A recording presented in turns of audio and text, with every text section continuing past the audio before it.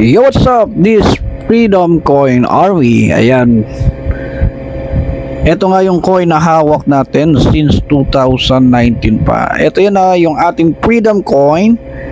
Ito yung kanyang website, freedomcoin.com. Freedom Coin or free coin, the coin that gets everyone started in crypto. This is freedom. The learn how to crypto coin of today, the copper money of crypto of tomorrow. So ito yung kanilang website. What the Freedom Coin is. The Freedom Coin is the ideal coin for starters and crypto. So ito yung kanilang ito yung kanilang website. So tingnan natin. So available yan sa Ethereum, BSC or Binance Smart Chain. So nang alam ko ang update nila ngayon, nasa Solana na rin ang Freedom Coin. So ito, ang use case nga pala nito ni Freedom Coin is real world payment coin. So yun na, supported wallet, Trust Wallet, TronLink, MyEther Wallet, Bitberry, I'm Token, Coinomi, Samsung Blockchain, Coinbase, MetaMask, Ledger.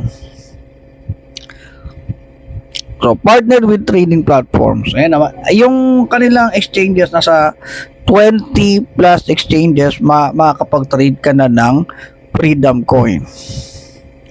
So nasan yon? So ito yung ito yung latest nila noon. Ito 2024 pa, so wala pang update sa ating roadmap. So yan, ito napalabas din pala to sa Forbes, no?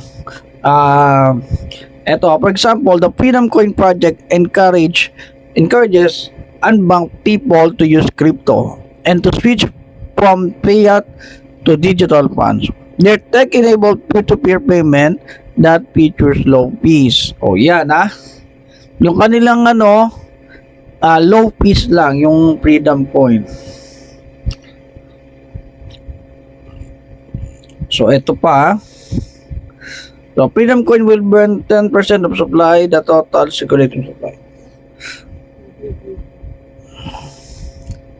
So nakapag-burn na nga rin pala to ng ng supply, no? Ang alam ko 20% na yung na burn nila. So ang total na supply nito ay 10 trillion. So nakapag-burn na sila ng mga 20%, mga 2 trillion. Mga 2 trillion na rin yung na-burn nila. So ito napakamura lang, no? Sa murang halaga magkakaroon ka na ng Freedom Coin. So ang use case nito ni Freedom Coin ay real world payment. O ayan yan ang kanyang use case. Parang Bitcoin din to, pero mura. So ayan, kung sino mag-start sa crypto ng mura lang, ayan, mag-Freedom Coin kayo, no? Sa next na video natin, ipapakita natin yung graph. Tapos, gaano ba kalaki yung potential ni Freedom Coin? Gaano ba kalaki yung kanyang iaangat?